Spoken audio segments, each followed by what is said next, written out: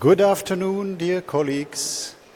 It is a pleasure and a privilege to be here to show you this presentation on chest X-rays.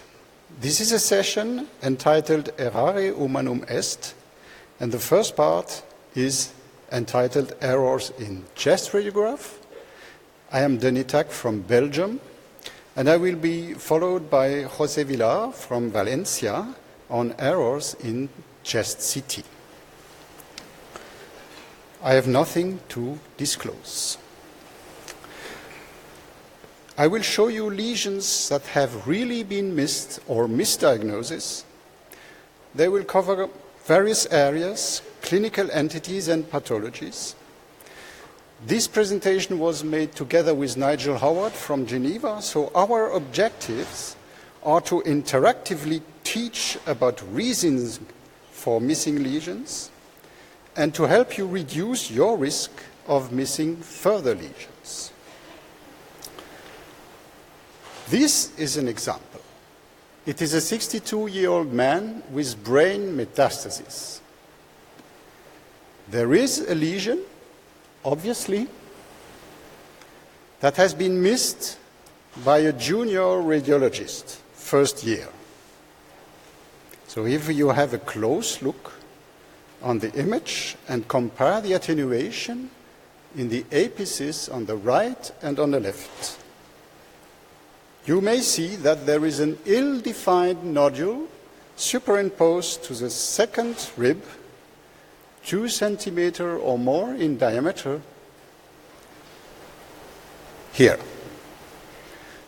An experienced radiologist will not miss this lesion, so your eyes have to be trained to see these abnormalities. Here is the correlation with the CT.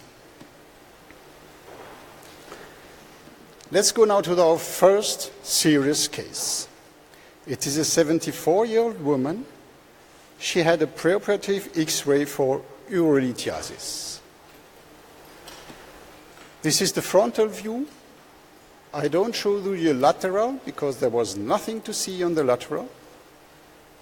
And this radiograph was interpreted as normal. Here you have the same image with inverted grayscale. Both together. And please prepare to vote on the interactive system. This is the first question. Where is the lesion? First, in the right apex. 2, the left apex. 3, left hilum. 4, right lung base. 5, left lung base. Please vote now.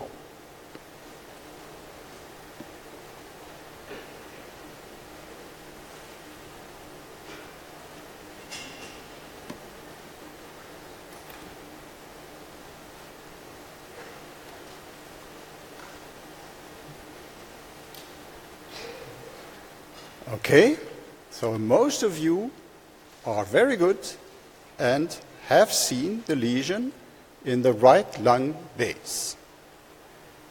2 years later, this radiograph was obtained, and this CT, where clearly the abnormality is on the right.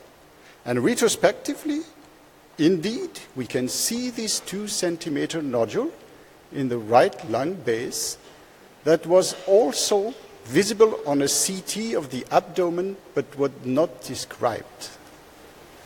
So 2 errors in this case.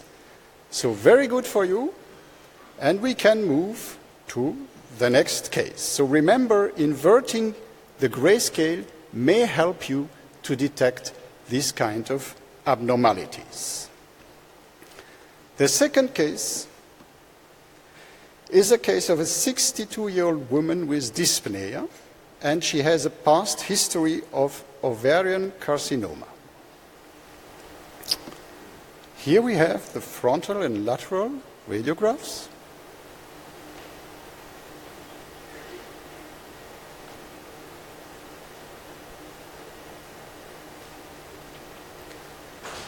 And the question will be,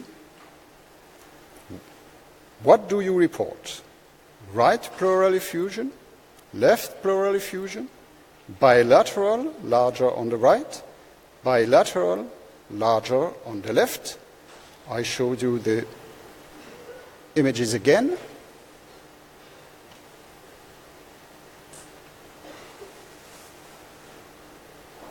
Please vote.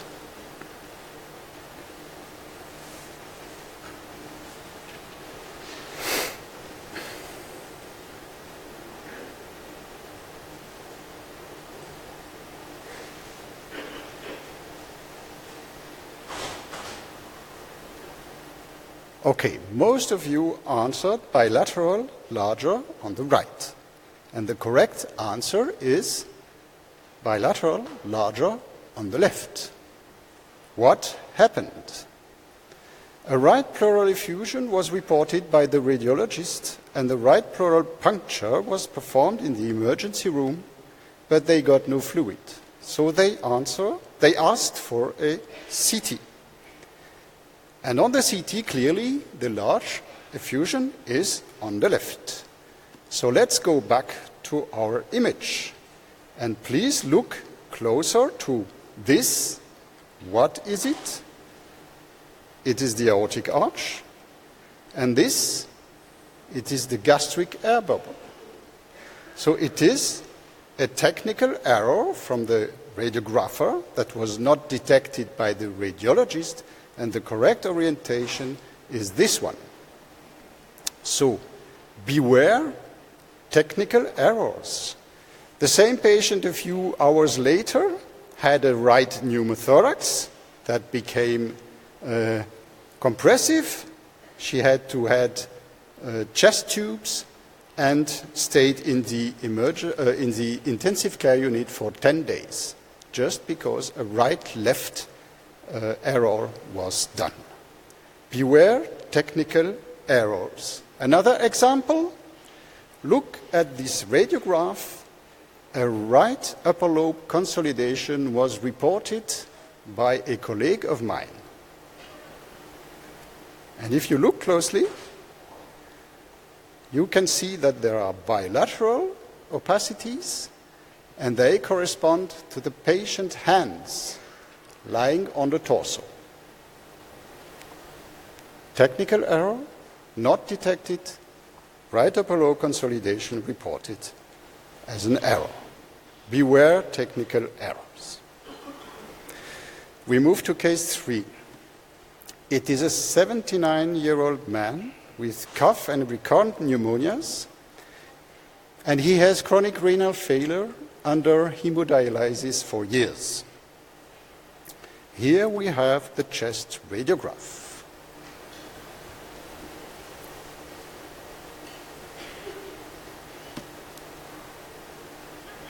Everybody has seen it. I don't have a lateral one.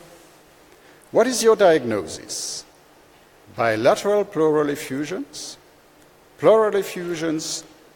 and right lower lobe consolidation, pleural effusions and bilateral consolidations, more than that, or you can't say. Please vote now.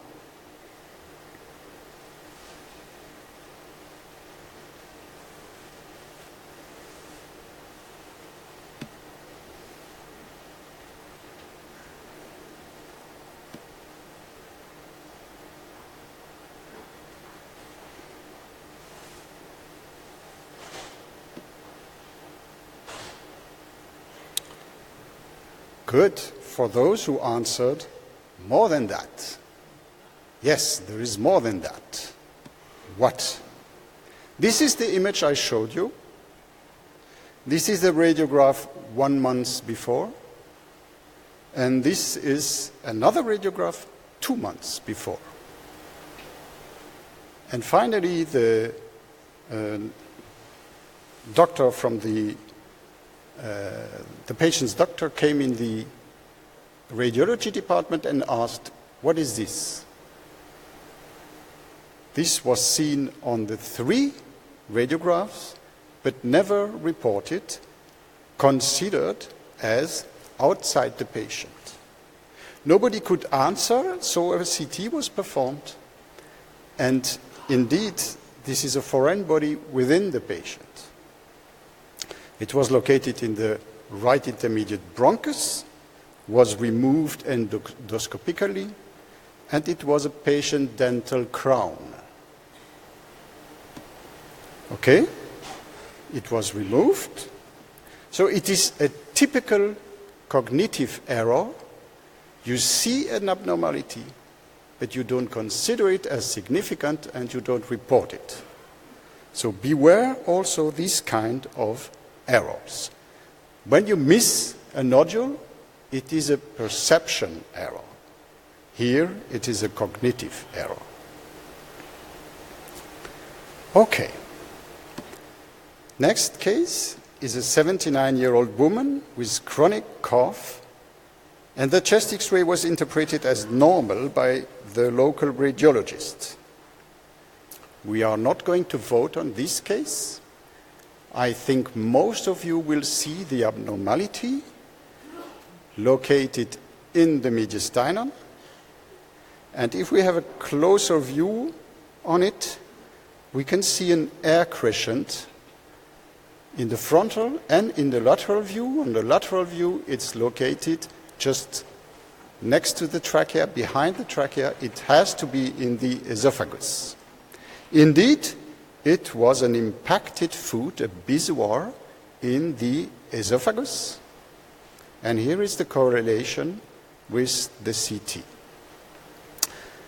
Look at this nice air crescent that moved anteriorly on the CT and is upper positioned on the lateral chest ray. So air crescents in the chest are always abnormal. Air crescents have been first described as representative of an aspergilloma within a pulmonary cavity. But you can see also air crescents always abnormal elsewhere in the chest. And this is an example of a patient, an asthmatic patient with a eumomediastinum. You can see clearly the eumomediastinum. But what we see in the hilum is that we have air crescents which represent interstitial gas within the lung. So another example of air crescents. So remember this for the next cases. Air crescents always abnormal. Okay, here again a case on which we are going to vote. It is a 70-year-old man with dyspnea and cough. He has a prior history of prostate cancer. Here are the frontal and lateral views.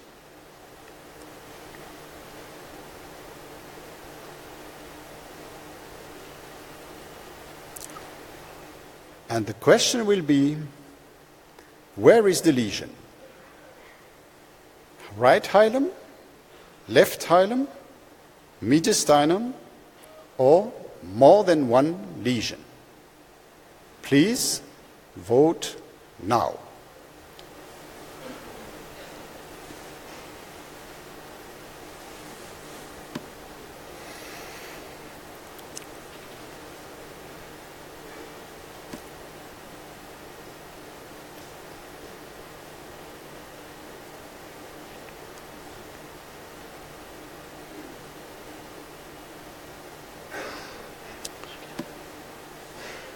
Very good. We have more than one lesion. Most of you will have seen this abnormality within the right hilum. It is a lymphadenopathy. But where is the second lesion? When you see a lesion and you omit to report the next one, you suffer from a syndrome which I will name in 2 minutes. So the second lesion is in the mediastinum, next to the trachea. It is a lymphadenopathy, 2 centimeters large, bulging the posterior wall of the trachea, and this can be seen on the lateral view, so always check the air in the trachea on the frontal and the lateral views. The correlation with the frontal view, you can see it also on the frontal view, and it is displacing the azygos vein. So when you see a lesion and you don't report a second one, you may suffer from the SOS syndrome, satisfaction of search. Always think, what else? So now that we think what else, where is the third lesion?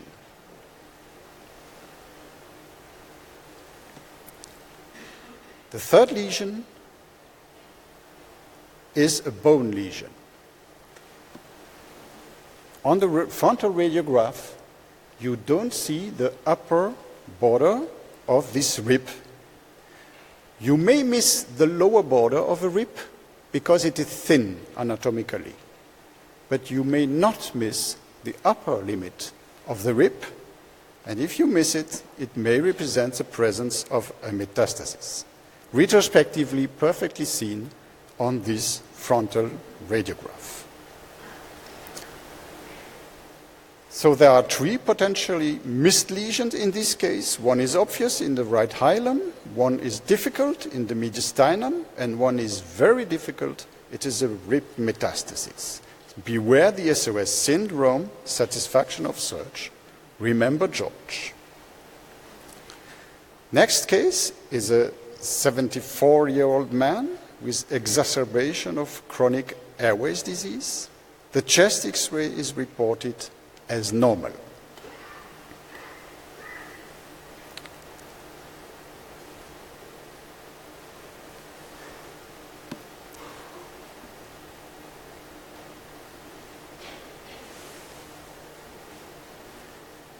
There is evidence in this patient of a lung cancer, and you could even stage it.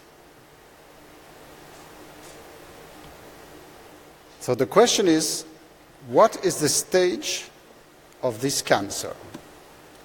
1, 2, 3, or 4? I show you the image again. There is lung cancer that could even be stages. What is the stage? Please vote now.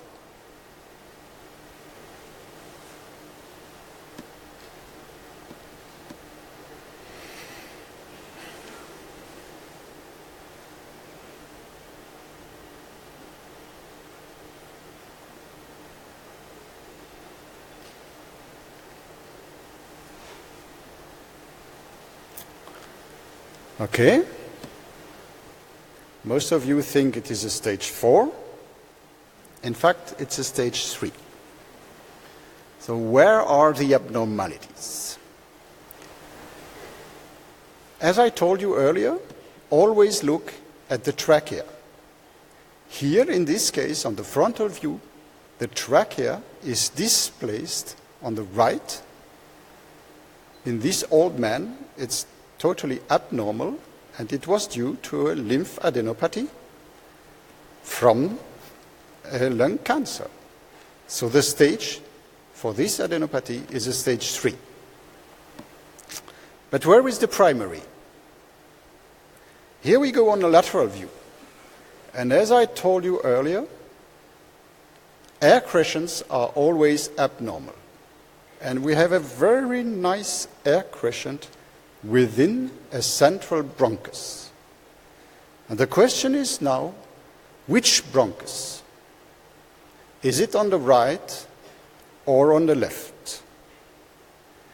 If I show you the reformat, I confirm the presence of the lesion, and as you see the descending aorta, you know it's on the left from the CT.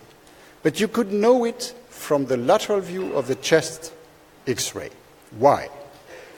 This is a normal patient in which you see a line in the central area, and this line corresponds to the posterior wall of the right intermediate bronchus that is delineated by air within the bronchus and air in the apical segment of the right lower lobe.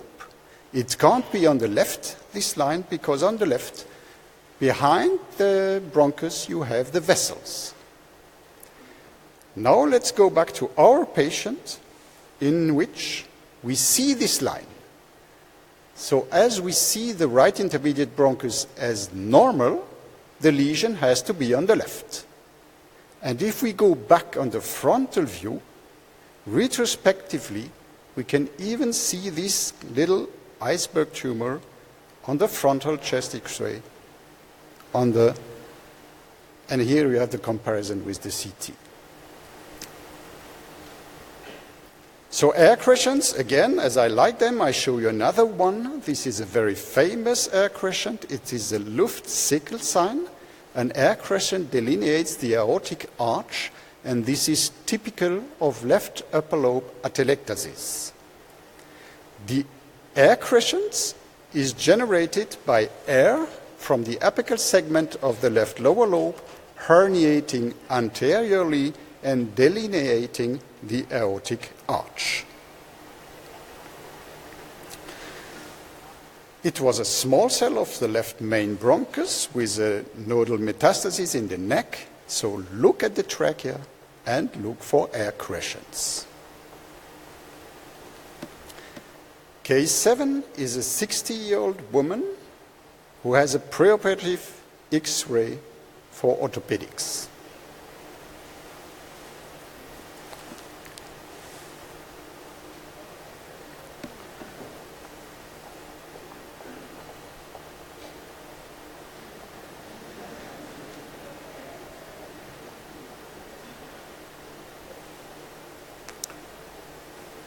Look again at the chest radiograph. And of course, my question will be, where is the second lesion? I propose right upper lobe, left upper lobe, right lower lobe, left lower lobe, or none of the above. Please vote now.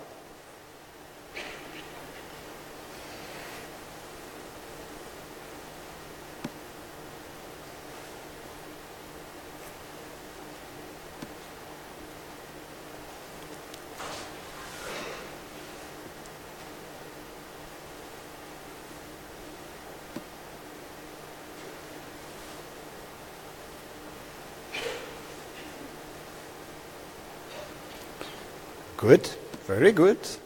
The correct answer is none of the above. Let's go back to our image. Here we have the nodule excavated in the left lower lobe. When I saw this nodule, I was happy. I suffered from the SOS syndrome, and I asked for a CT. And I didn't look at the trachea. Again. And when the endoscopy was performed, the pneumologist saw this lesion in the trachea that was also not described on the CT. Okay?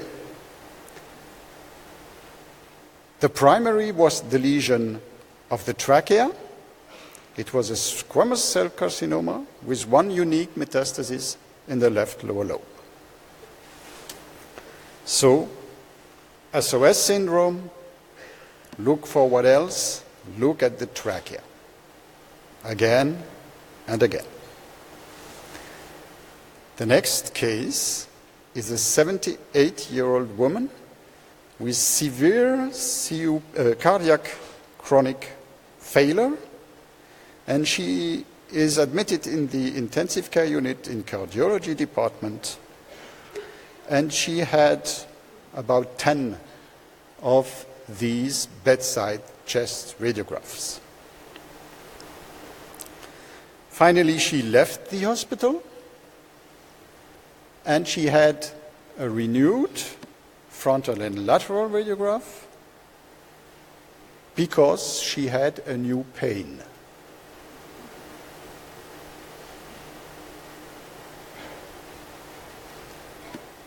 So the question is, where has the patient developed a new pain? Right lung base, right shoulder, retrosternal, or abdominal?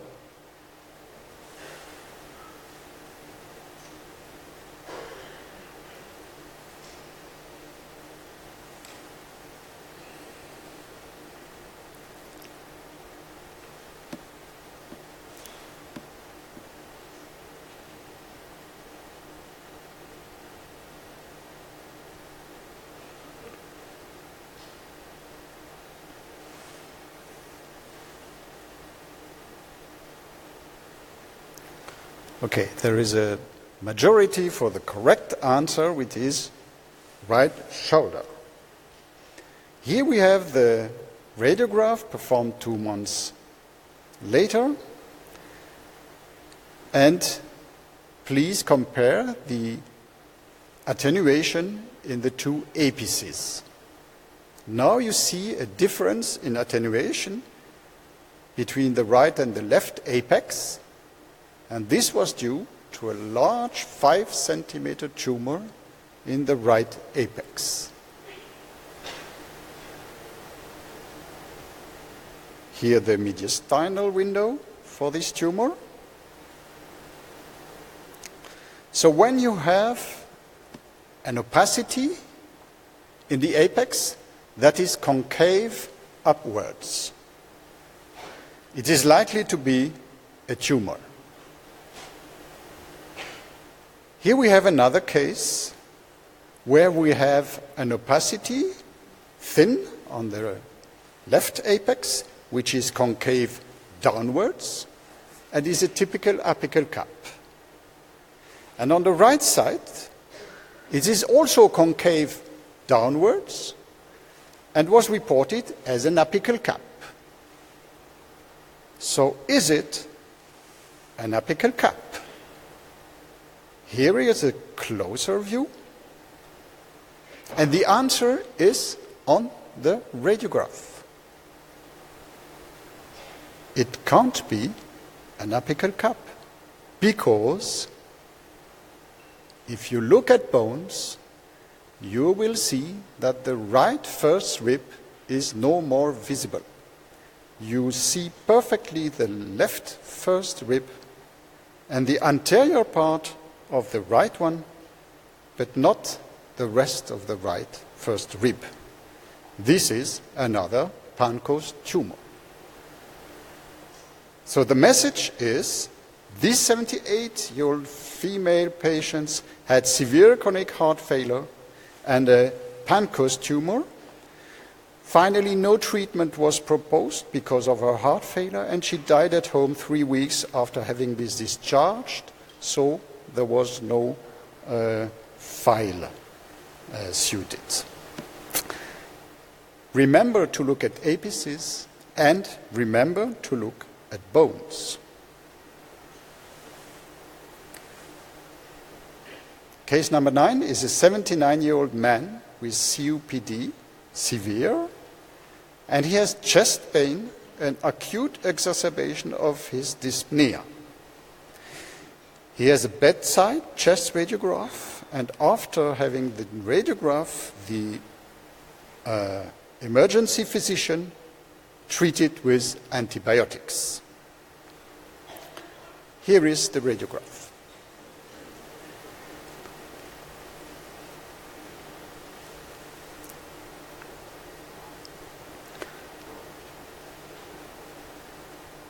And the question is simple. Would you give or recommend antibiotics? Yes, no, or you don't know. Please vote now.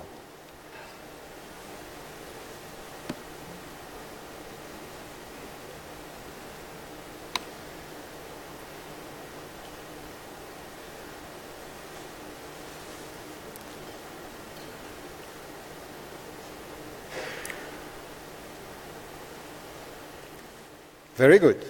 Most of you would not, and it's correct. He received antibiotics because of these opacities. These are massive pulmonary fibrosis in a silicotic patient. He has silicosis. But what else?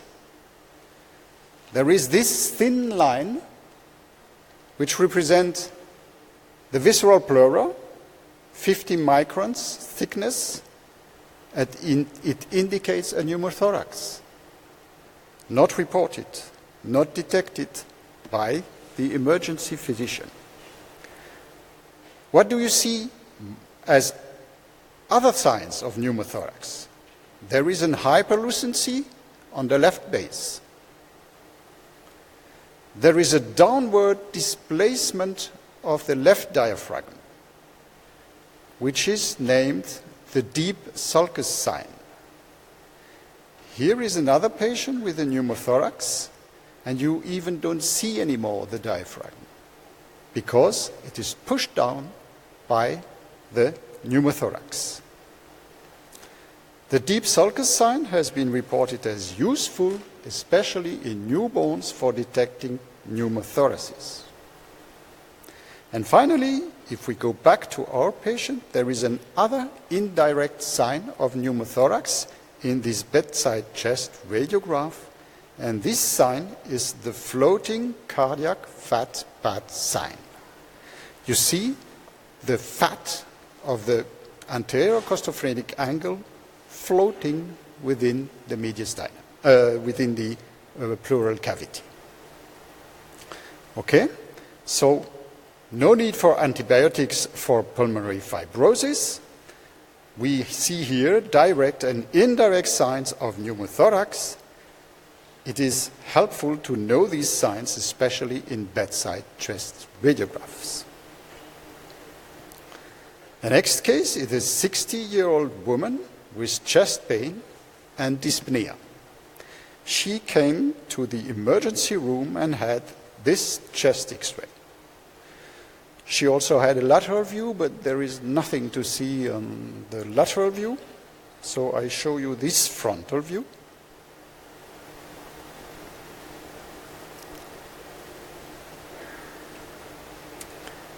And here I will ask you to give a very specific diagnosis.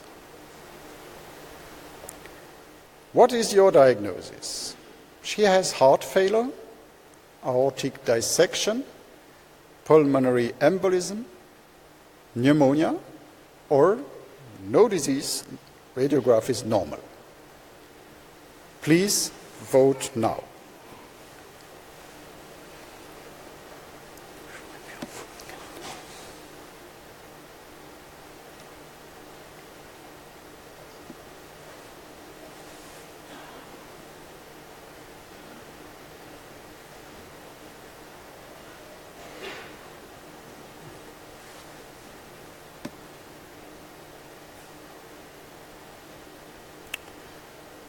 Most of you did it very well. It is a typical pulmonary embolism. What can we see on this radiograph? First, the right pulmonary is enlarged. Second, we see very thin segmental or subsegmental arteries in the right lung base. This is a typical oligemia.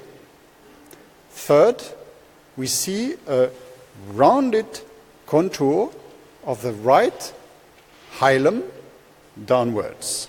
This can never happen because normally you have segmental arteries that creates acute angles between arteries.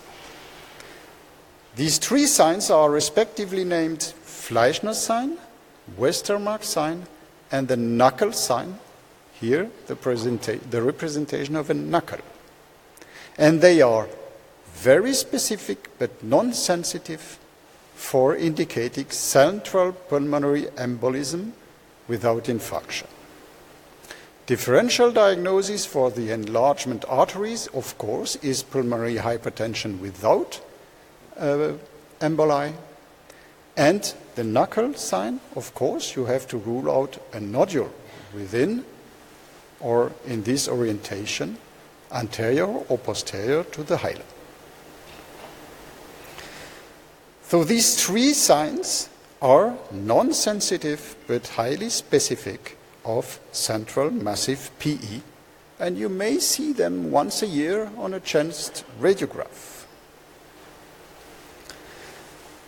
The next case is a 56-year-old man, and he has left-sided chest pain.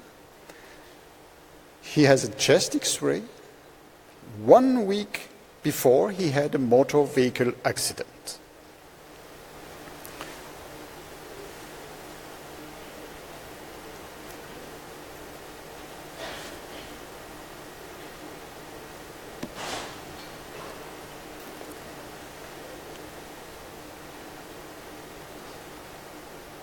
Look on the frontal, look on the lateral, look for all the signs that you know.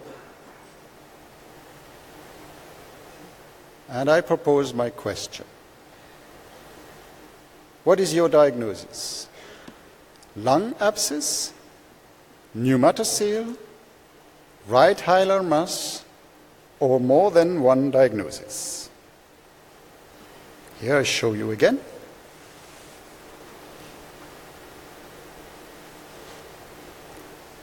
Please vote.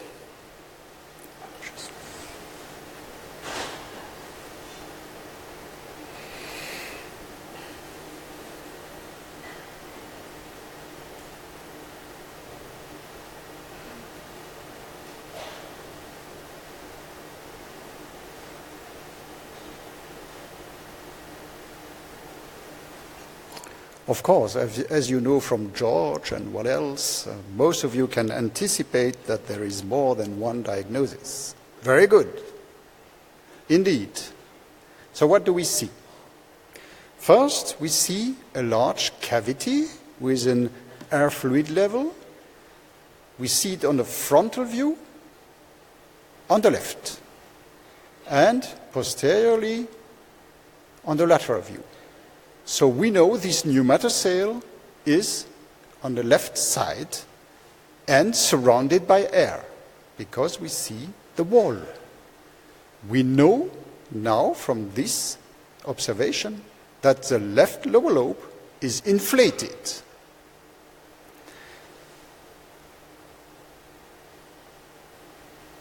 Okay? But what is the second diagnosis? Let's have a close look on the lateral view. Here we have our pneumatocele, but in addition we have a spine sign. This means the attenuation of the spine is increasing downwards, whereas in normal situation it has to decrease downwards. So this sign is very interesting because it has a high positive predictive value. There is an opacity posteriorly located, and we know from the pneumatocele it's not on the left side. In addition, we have a silhouette sign on the right hemidiaphragm. Indeed, we see only one diaphragm, and we know that the left lower lobe is inflated, so it must be the left diaphragm.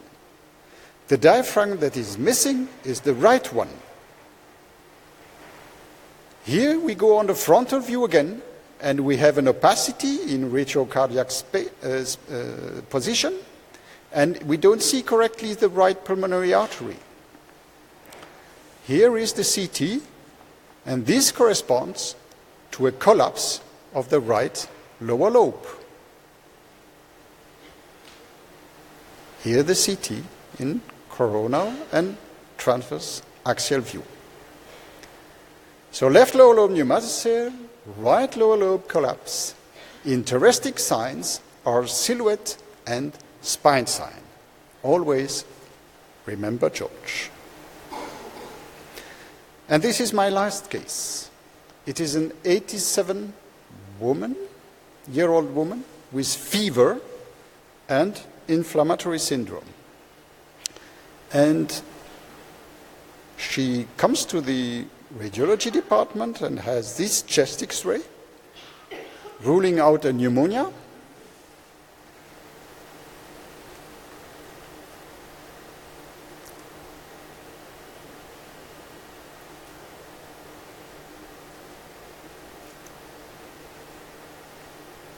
Frontal, lateral views.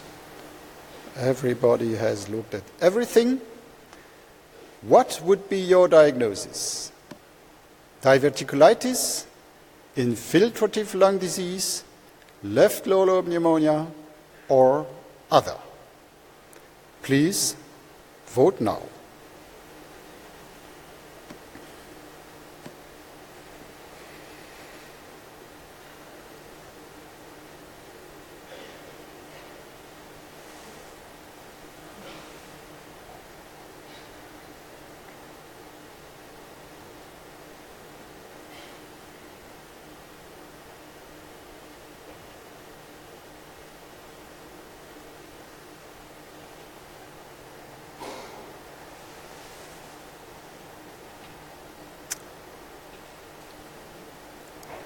Okay.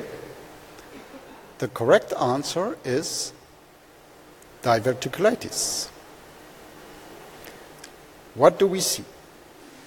The next day, the patient had an abdominal CT, and you can see on this abdominal CT that there is air below the diaphragm, but clearly not a repartition typical of pneumoperitoneum. It is a retropneumoperitoneum. And in addition, there is a eumomediastinum. When we go back on the frontal and lateral views, we see this air below the diaphragm, and we see these linear abnormalities behind the heart representing the eumomediastinum. If you associate inflammatory syndrome, retropneumoperitoneum, and eumomediastinum, the diagnosis is acute perforated colon diverticulitis. No doubt about. Okay, here the correlation with the lateral. Perforated sigmoid colon diverticulitis with air collections going up to the mediastinum, so always look also below the diaphragm when you look at chest X-rays. Errare humanum est. Mankind is plagued by 4 main diseases: heart failure, infectious disease, pulmonary neoplasm, chronic obstructive airways disease. They can all be detected accurately on a standard radiograph, provided the reader has received the appropriate radiology training. Don't wait for artificial intelligence. Learn from your mistakes, because even a slight improvement can provide huge benefits in terms of time, cost, and health. But beware, one trap may conceal another. We hope that we will have helped you to decrease your error rate and wish you good luck. Thank you.